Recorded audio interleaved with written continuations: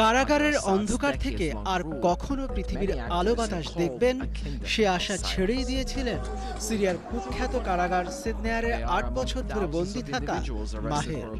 কিন্তু বিদ্রোহীদের হাতে দামেস্কের পতনের পর অনেক কয়েদির সাথে মুক্ত হন তিনি। দারুণ এক অনুভূতি, সত্যি দারুণ অনুভূতি।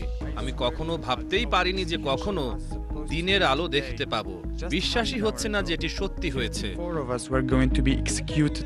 বাশারের শাসনকালে আটক কয়েক হাজার বন্দী এখনো সিদনেয়া কারাগারে আটক রয়েছে।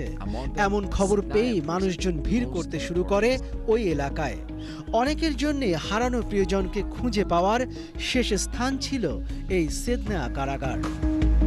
সিদনেয়া কারাগারে আটক হাজার হাজার সিরীয় গুমের শিকার হয়েছে বলে অভিযোগ রয়েছে, যারা কসাইখানা নামের এই কারাগারের অতল গহ্বরে হারিয়ে